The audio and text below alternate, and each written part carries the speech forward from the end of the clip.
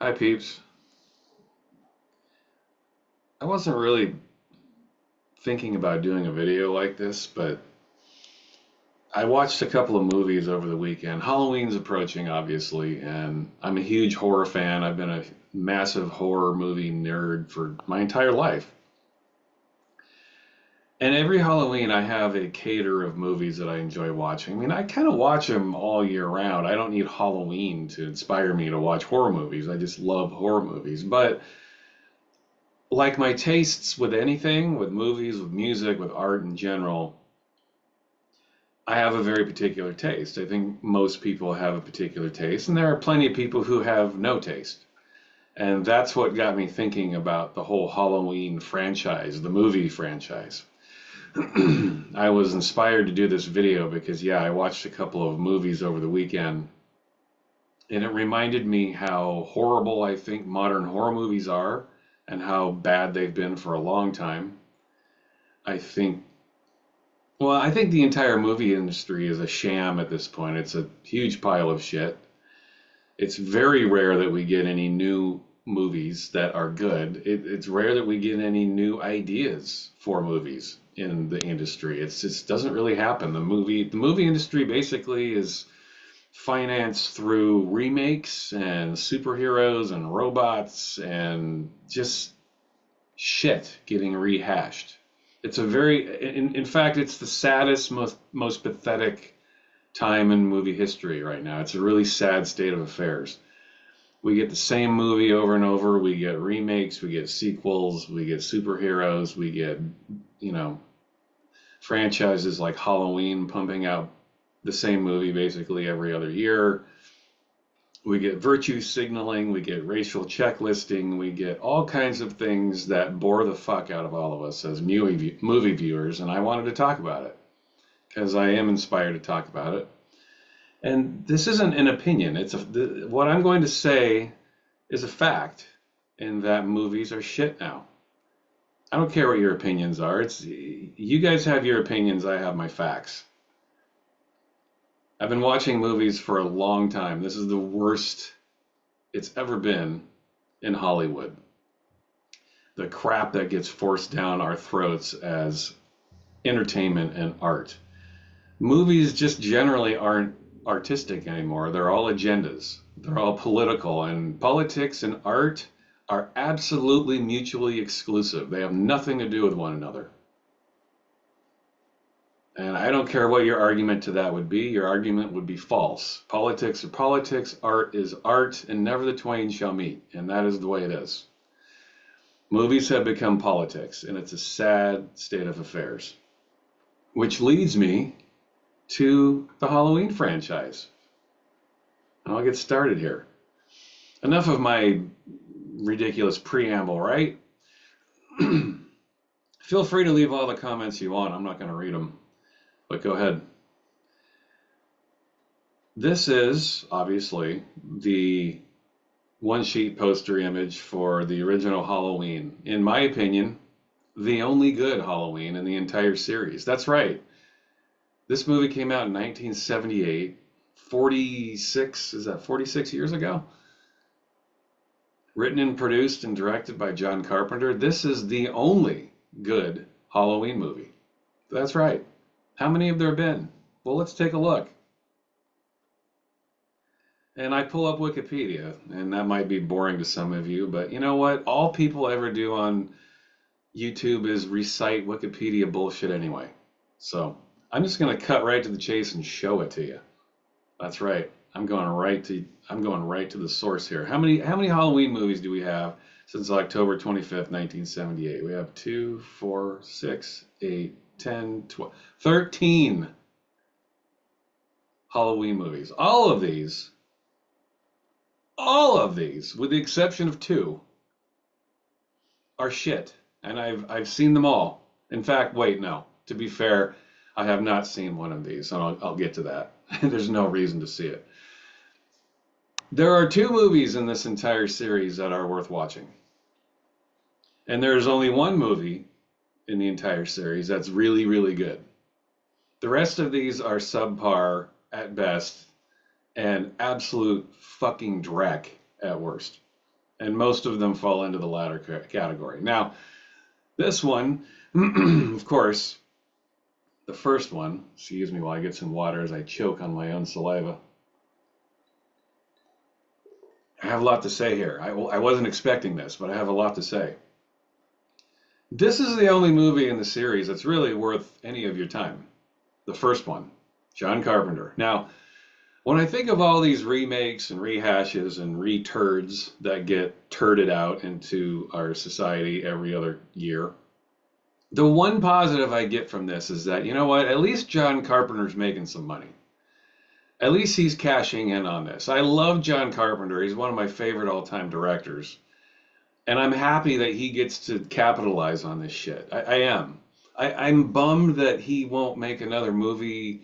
Maybe he's not able to do that. I don't know. None of the classic legacy directors seem to be able to make movies anymore. Francis Ford Coppola just put a movie out. I mean, you know, Martin Scorsese's still around and Spielberg's still around, but people like John Carpenter, I just there might not be any room for him anymore. I don't know. That seems unlikely. Maybe he just doesn't want to do it. He's busy with his music after all. Maybe he just wants to focus on that. It would be nice to see John Carpenter do another movie. Not another Halloween movie. It would be nice to see him do something else. The last thing I read about him is he wanted to do a movie version of Dead Space, which is a video game. A very cool video game, by the way. I've played that series and it's excellent. And he's a big video game fan as well, and he wanted to make Dead Space. I thought that would be kind of a cool idea. He just doesn't make movies anymore. But this is where Carpenter took off, man. He did a few things before this, but this is, you know, like Dark Star, he did Assault on Precinct 13, he did the Elvis movie with Kurt Russell, and then he did this. I think he did Elvis before this. Was Elvis after this? I don't remember. Halloween was a TV movie first. They made it for TV, and then they recut some shots for the theater to make it a rated R movie. They basically put some tits in there and made a couple of scenes that I guess were more gory, but this movie really isn't all that gory. There's not a ton of violence in it. It's just it's tense, you know. And this movie's really the only Halloween worth your time, honestly. It really is. This is a classic. I'm not going to get into this movie. We all know what this movie is. We all know this is what put John Carpenter on the map. There might be an argument there that Dark Star or Assault on Precinct 13 are the movies that put him on the map. Fair enough, but listen, this is it. This is the movie where John Carpenter came home. This is his hit. This is where everyone became aware of the name John Carpenter. And for good reason. This is an excellent movie. In my humble opinion, it's nowhere close to being his best. And as I was strategizing doing this video, I thought, why don't I do a video on John Carpenter movies and rank his movies? And I'm going to do that. In fact, I'll do it very soon. I wouldn't even put this movie in the top 5 John Carpenter movies. I think he's done much better work, but this is early in his career, and hey, man, he changed the whole landscape of horror movies, man. I mean, I think there are two main, up to this point, I think there are two main, well, arguably 3, but I think there are 2 major shifts in the horror movie industry. It was Psycho, Alfred Hitchcock in 1960, right? And then Halloween. Now, there's an argument that Texas Chainsaw Massacre might be in there, but Texas Chainsaw didn't change the landscape like Halloween did. It just didn't. And Psycho is Psycho. I mean, come on. I mean, really, Halloween is kind of in its own way, kind of definitely a nod to Psycho in many ways. But Halloween changed everything, and we all know that. So I'm not going to get into this film. I think there's been more than enough discourse and discussion about it. I do like Halloween very much. I don't love it. I never did. I saw this movie when I was a kid in the 80s, and as much as I enjoy Halloween, I'll say it again, this is far from even being John Carpenter's best movie, and much less being the greatest horror movie ever made. I know people think that it is. I think a lot of people would put this at least in the top 5 or top 10 horror movies of all time. I wouldn't do that. I wouldn't even put it in the top 10. I think Halloween's really good, but I never thought at at the time I saw in the early 80s, I thought there were many other better horror movies, and I don't think the movies aged all that well. I think Carpenter has several other movies in his canon that have aged much better than Halloween. But Halloween, listen, it's a great movie. I still like it. It's just not a go-to. During Halloween, I do like watching horror movies, but maybe ironically enough, I don't normally watch Halloween. I don't know. I just don't. Now, the only other movie that I think is worth maybe a modicum of your time, other than the first Halloween, is Halloween 2. I think Halloween 2, and how cool is that poster? I mean, just what a cool poster. I used to have this poster hanging on my wall, and I don't know what happened to that poster. I saved most of my old posters from the 80s. I had them all over my wall. Like I have a Return of the Living Dead poster, and I had all kinds of horror movie posters everywhere. And I had this, but it's gone, long gone. I don't know what happened to it. Always liked the cover of this poster more than any other Halloween film. This film has got major issues with it. It's got problems. It's really, really not a great movie, but it is worth watching. And as I read this, and I forgot about this um, element that would, let's see, form the narrative arc of the series and subsequent films after Halloween 2, including Rob Zombie's remake and its sequel. I'll get to Rob Zombie and his turds. But this is a pretty good movie. Again, it has its problems. I remember at the time, I must have seen this around this time. I was watching horror movies when I was a kid, y'all, man. I was like 8 or 9 years old when these movies at this time, and I was watching these. I had some pretty cool liberal parents who sat me down and explained the way horror movies and rated R movies worked. And I think if you're a kid and you have good parents that sit you aside and tell you that this is make believe and don't take any of this seriously, I think that's a great way to parent your kids. Let your kids maybe watch these types of movies if they can handle it. And my parents let me do that. I saw these movies at a very young age.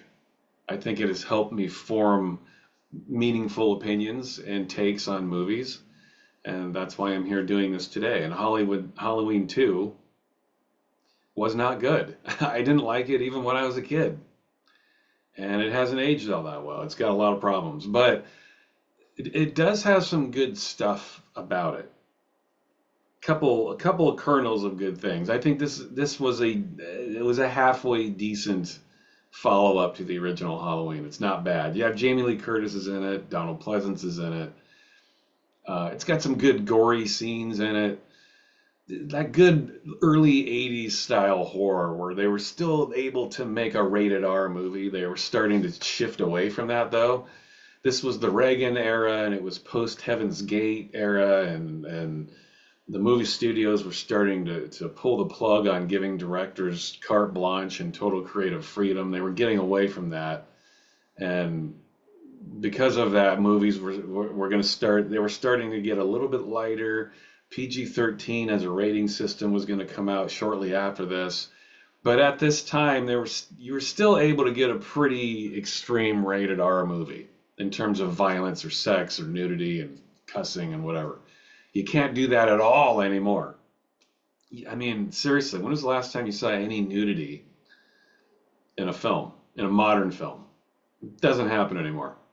Back in this time, man, it just came with the package, man. You couldn't have a rated R horror movie without some tits and ass, without some fucking, and without some violence. You'd be pissed if you didn't get that shit.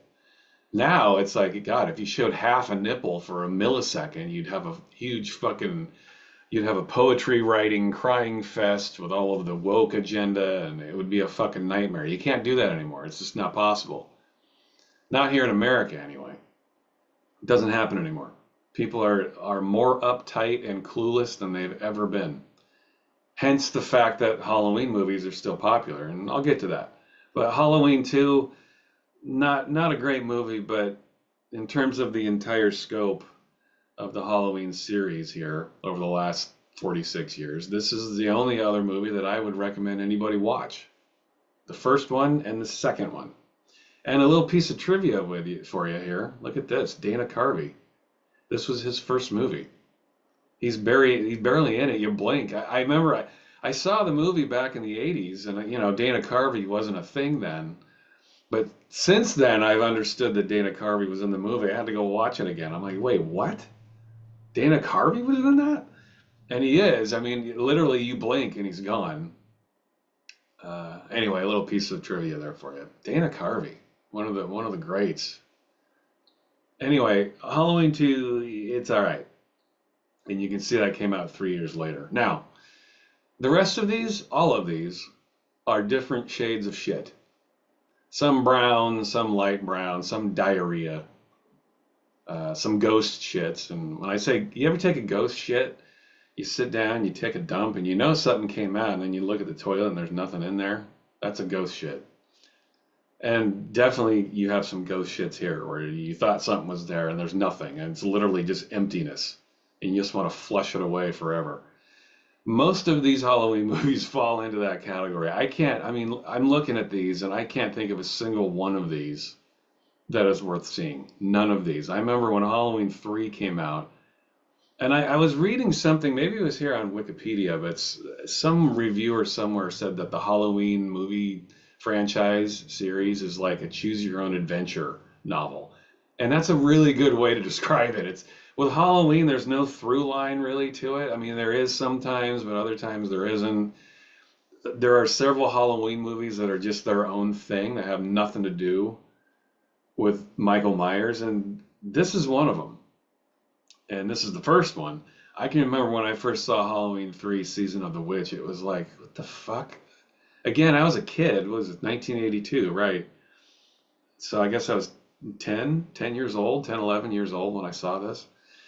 I remember sitting there as a kid just being lost. Like, what am I watching? How is this a Halloween movie? This has nothing to do with anything that happened before it. Nothing. It was bad. I mean, there were some gory scenes in it. I mean, listen, back in the 80s when you watched horror movies, and I also subscribed to magazines like Fangoria back then. It was one of the first magazines I ever subscribed to when I was a kid in the 80s. You're interested in this there was no CGI then. It was all real makeup effects. So part of the allure to these horror movies back then was the makeup, was the creativity with that. It was Rob Bottin's makeup in The Thing.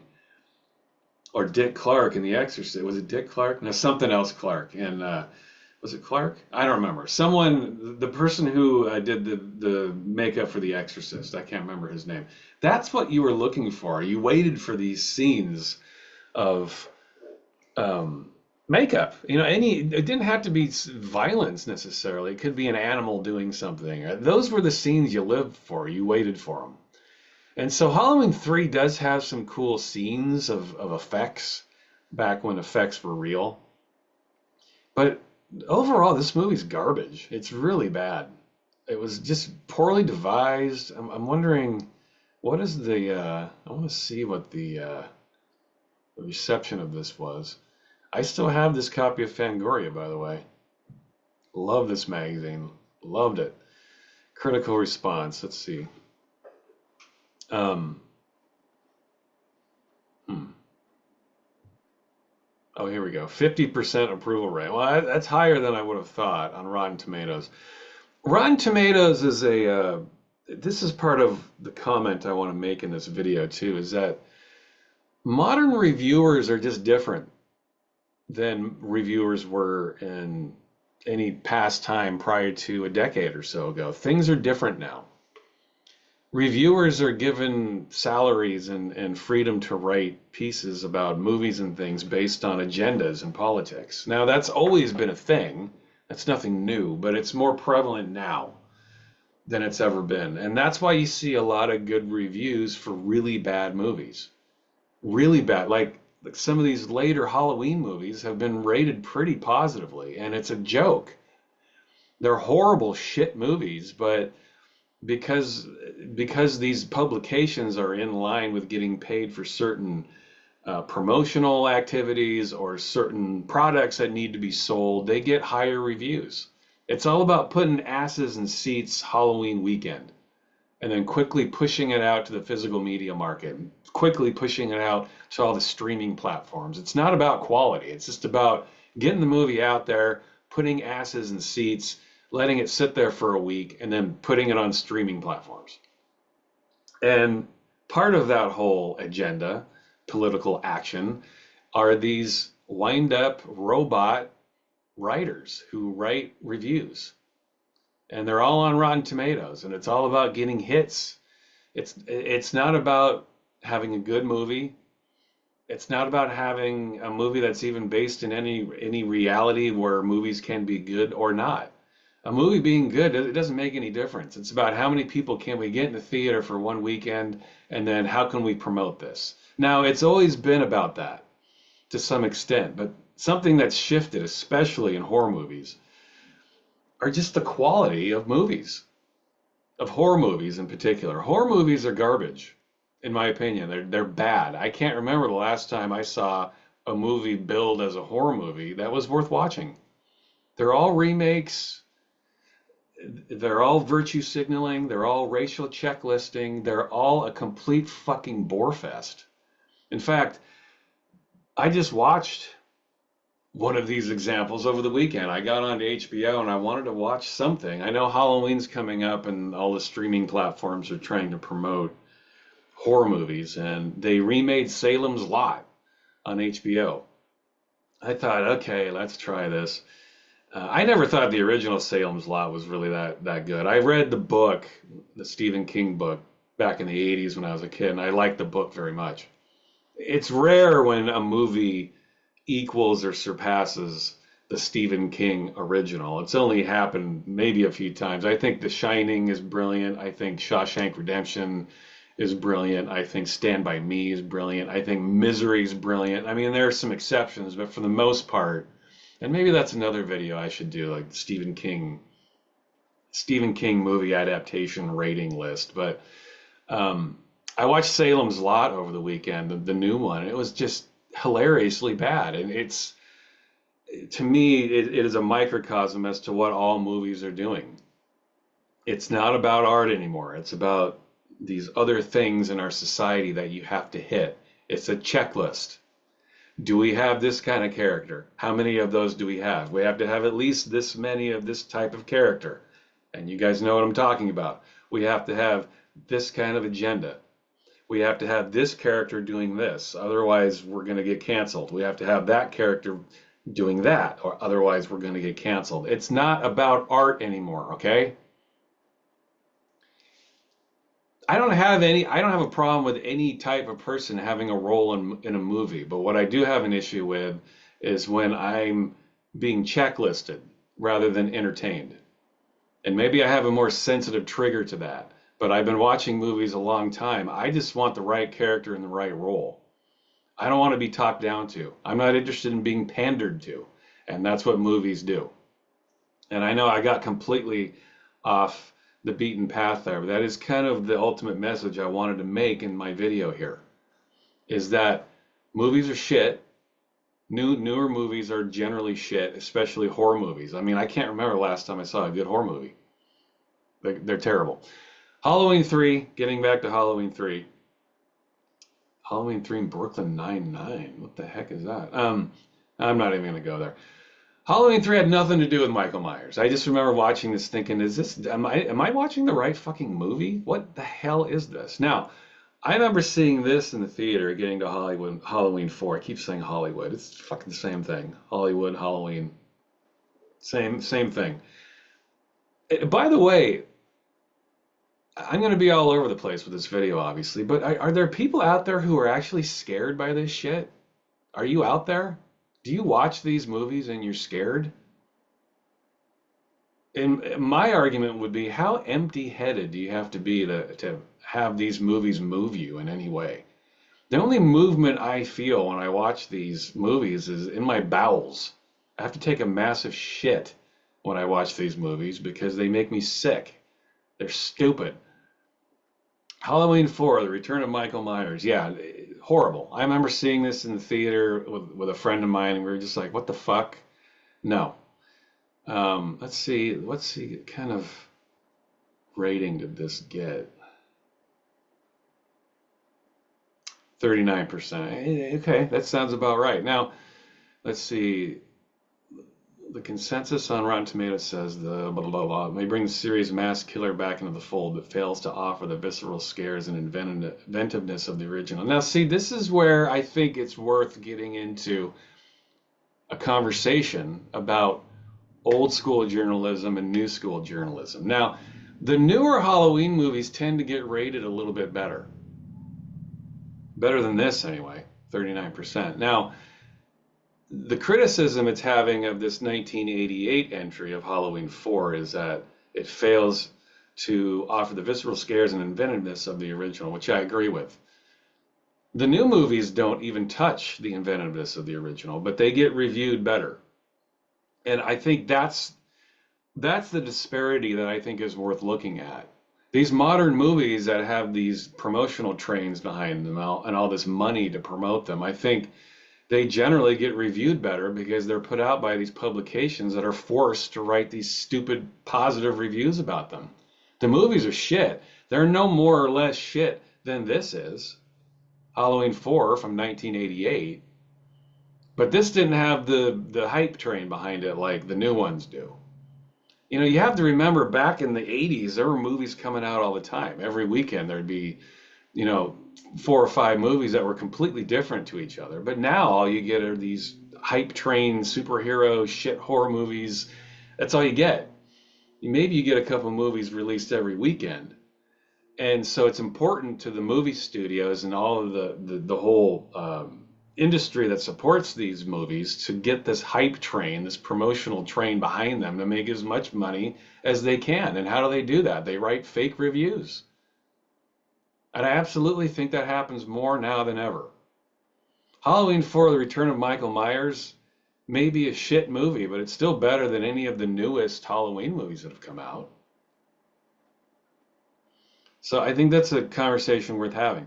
Halloween 5, The Revenge of Michael Myers, another shit movie. I saw this in the theater too. Around this time, I just was like, I like Halloween, and it's fun to go sit in the theater when Halloween is around and there's another Halloween movie. But I remember, 1989, God, I remember this. I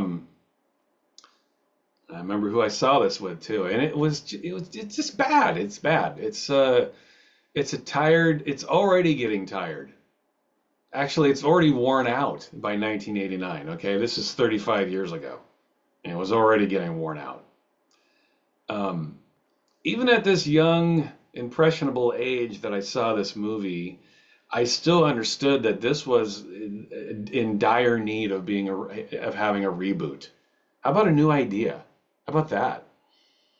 How's that for a crazy notion? How about you come up with a fucking original idea rather than trying to hammer home the same shit, the same hammered shit every year?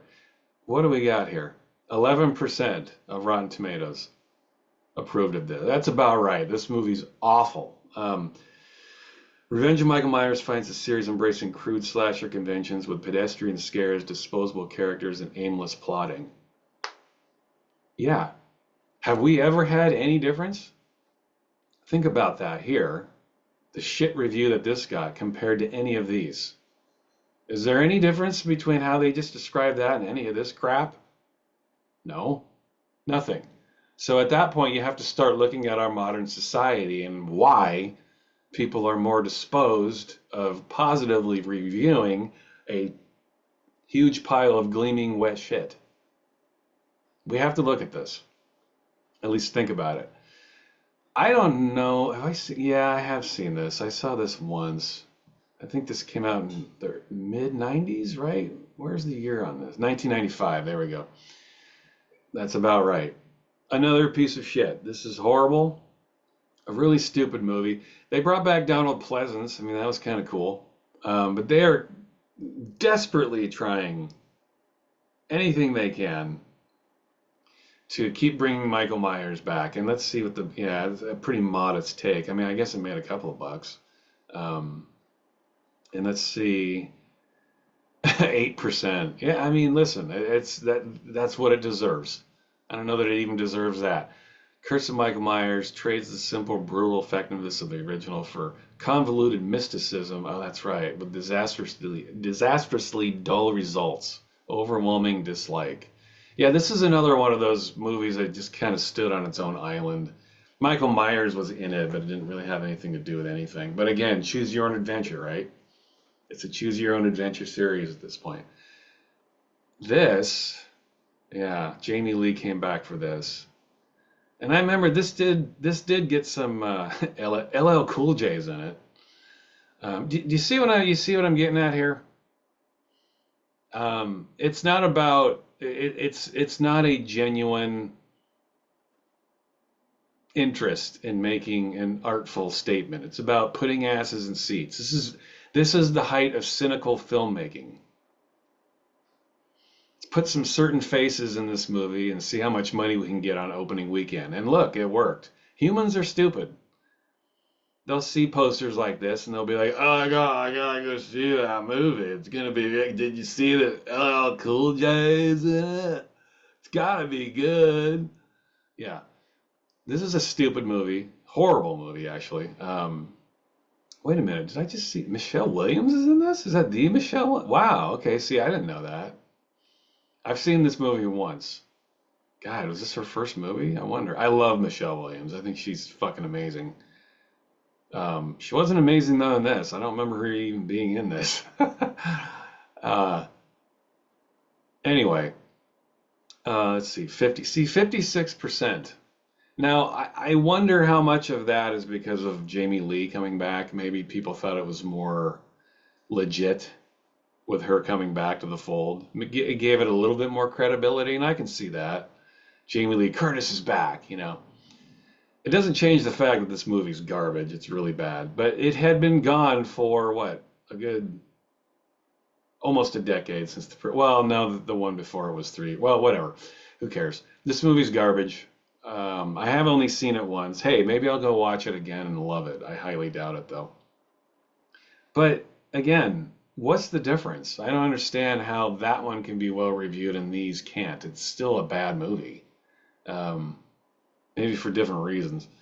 Hollywood. Now, see, yeah, I definitely remember. This is flat out horrible. Look at this. Look at this cast. I mean, the epitome of cynicism, people. Look at this. Do you think other than Jamie Lee Curtis, any of these people belong in a movie together? This is all about movie studio cynicism. Put as many faces on the poster, recognizable faces as you can. It doesn't matter if they fit into the fold of the story. It doesn't matter. This is a shit movie. And I do remember watching this. 10%. That's high. The only thing this tired slasher flick may resurrect is nostalgia for when the genre was still fresh and scary. Again, none of that's ever changed with any Halloween movie, ever. Now, the interesting thing about this movie in particular, if this movie were released today, it would have a much higher rating. It would not be 10%. It would be higher than that. Now, I'm going to let you figure out why that is. This movie would be much more positively received today because of the current societal construct that we're in. Think about it and figure out why. It would be 100% absolutely positive on that. Sometimes movies are shit and they're always shit. And it was shit then and it's shit now. But it would be reviewed differently today. Figure it out. Now, we're on to the Rob Zombie movies. Yikes. Yikes. I saw this first one just to experience it. It's horrible. Awful. Rob Zombie's not a director. And yet he was given the keys to direct a movie, and he's directed several movies, and I think I've seen a few of them just to laugh and mock them. To laugh at and mock them. This is fucking crap, okay? Horrible. Now, if John Carpenter made some money on this, good. I'm glad. That's the one positive, again, that you get from these movies is that maybe John Carpenter will get a piece of the action. Otherwise, this is shit. Horrible. Rob Zombie, he can't make music. What is he doing making movies? We're gonna give him keys to the car to go fucking direct a movie? Get out of here. He wrote it too. Well, you can tell. It's horrible. The one good thing, you get Brad Dourif in here. I love Brad Dourif. This guy's one of the greatest actors, greatest character actors that has ever existed. I love this man. I will watch anything with him in it. I don't care how bad the movie is. I will always have time to watch Bradford Claude Dourif. Bradford, that's some name. But Brad Dourif is a great actor. I fucking love this guy. He's one of those guys that can just elevate whatever he's in. It doesn't matter how bad the movie is. He's always going to crush it. He is so good. Love me some Brad Dourif. This made some money, obviously. Let's see. You know what? This probably got a slightly better, yeah, 28, better than 11. Oh, that's right, Malcolm McDowell. See, I love Malcolm McDowell too. Even they can't save this movie though. This is one bad fucking movie. Rob Zombie doesn't bring in many new ideas. How about any new ideas? Making it another bloody disappointment for fans of the franchise. Yeah, I mean, fans of the franchise. Are there fans of the Halloween franchise? Really? Are there people out there who enjoy any Halloween movie? I mean, other than this first one, of course, are there people out there who watch this shit on repeat every year? Really? Okay. Another Rob Zombie. They brought him back. This one didn't do as well, clearly enough. There's Malcolm McDowell and Brad Dourif again. I'm not sure I ever saw this, though, even with Brad Dourif. Let's see. 23%, yeah, right around the same. Listen. It's a guy directing and writing a movie who's not a writer or director. Directing a movie that's already been made. To me, it's just like it's like reality usurping itself. It's like something gets sucked through a vacuum and then shit out and sucked through a vacuum again and shit out again. Horrible, horrible choice. Now, you'd think Rob Zombie was bad, but no. We have movies that are even worse. This David Gordon Green guy, I don't know who the fuck he is. This is another thing that always cracks me up. Number one, let me explain something to you. When you're looking at the credits of a movie and you see more than one person has written a movie, that's a bad sign. This is a sign that the movie studio made the decision. A movie got greenlit 3 months before Halloween, and they're like, we need writers to type up any old shit, get it on a page, and then you have a month to go make your shitty movie because it needs to be in theaters in 2 months. That's what this is. And Danny McBride is writing these movies. Proof positive that they will get any motherfucker on the planet who can construct a sentence with grammar to write a movie. They're having Danny McBride write horror movies. He wrote the remake to Exorcist last year. He and like 19 other people. If you want proof positive of a movie sucking, look at this. How many people? It took fucking 4 people to write this shit. So this is a bad sign, okay? And I have seen these movies and they are horrible. The worst in the entire... I would rather watch any of these than this. These movies reflect the current society that we're in. They reflect all of the checklisting and all of the agendas and all of the politics that you have to hit in order to be able to comfortably release a movie without getting canceled. That's what these are. Horrible, horrible movies. Poorly written, and the fact it took a team of monkeys to write this shit should insult your intelligence even further. This is low-hanging fruit. These movies appeal to the lowest common denominator. I just watched this movie. I was avoiding it, and I thought, you know what? Let me just do it. Let me check this out. Let me try it. Jamie Lee Curtis is in it. John Carpenter's making a cut of this movie. Because of my respect for Jamie Lee and John Carpenter, let me watch this movie. This movie has a 79% approval rating. This movie is no worse, or any better than any of this shit, but it gets a 79% approval rating. Why? Why? There's a reason for this. And I've already outlined why that is. We are in a current society where things have to be rated a certain way to put asses in seats. Certain characters are put in place, certain actors are given jobs, and this movie is basically a scene for scene copying of the first movie. There's nothing new about this. Nothing more new about this than any of this, but somehow it gets a 79%. We are in a new age of bullshit reviewing.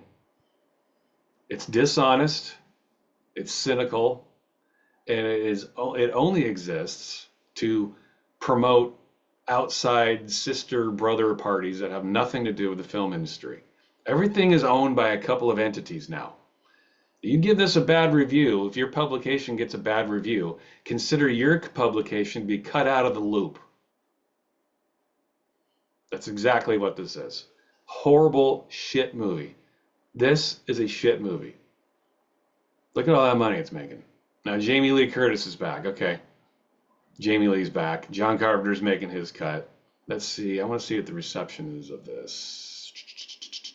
39. Why this would get a 39 and this one would get a 80, 79, 80, beyond me. It's the same fucking movie. Same acting, same writing. Give me a break level of movie. And same here. Garbage. Absolute garbage. Let's see what the reception is here. 40.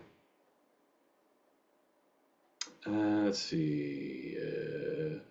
Neither scary nor fun. Have they been scary or fun since 1978? Show me an argument where they have been. The most joylessly metaphorical and convoluted entry. Yeah, well, you could say that about any of them, really, except the first one. And the second one, yeah. But this is what I'm talking about when it comes to modern horror making and versus old school horror movie making, I guess, is that there's really no comparison. And I think that's part of the problem, and I don't think that's anybody's fault. It's just the stuff that was okay in 1978 is much different than it is here in 2022 or 2024. It's just different. Standards are different, and I think these standards have gotten so low across the board, not just with movies, but with anything. Standards have become so low that it's hard to discern what's good and what's bad. I think you have to have some semblance of a clue of what society was like in the 70s and then the 80s and then the 90s. You have to understand this period to comfortably compare all of these movies. But as someone who's lived through all of these movies with the exception of the first one, I wasn't old enough to see the first one when it first came out, but I more or less have seen the rest of these the day they came out, or at least the month they came out. I can comfortably say with some version and experience and modicum of experience that these movies are all shit. They're terrible. They do not represent horror. They represent something else that has nothing to do with artistic expression. And it's been that way for a long time. And once again, the only positive that comes from this is John Carpenter keeps making money from the kernel, the spark of his idea right here. And that makes me happy because John Carpenter is a brilliant director and artist. And I think that if this is his one franchise that he can continue to make a ton of money with, good for him. I just hope he makes a lot more money than these other assholes writing and directing all this crap. That's all I can hope. We should be celebrating this movie. Just like most John Carpenter movies, he's got a couple of duds in there. But I think the Halloween franchise is a good example of how drastically low the lowest common denominator in film taste has become. It's really bad now. Movies like this are getting a 79%. That's where we're at, y'all. It's not good. You shouldn't look at that and be like, "Oh yeah, Halloween's got a good rating. This is the future of horror. If this is the future of horror, we're fucked." Now this movie is 6 years old, but have you seen horror movies lately? They're not much better than this. You got any good ones? Let me know. But to my eyes, to the very finely trained eyes that I have when it comes to horror movies, and I have decades of experience watching horror movies and appreciating them. Horror movies are horrible. Horrible horror movies. And none more so than this example right here. This trough list collection of garbage that is hot and simmering and stewing and stinking. Go back to the original Halloween. Check out Halloween 2 again. It's not bad. It's not great. It's not bad. The rest of these, pull down your pants and piss on these because that's what they're worth, really. And shame on people who think they're good. You think these movies are good? You have a lot of homework to do, seriously. Rethink your position. Maybe go get another job. People who are people who are employed by these publications where they write fake reviews, it's sickening to me. Makes me want to vomit. In fact, I think I gotta go do that. Goodbye.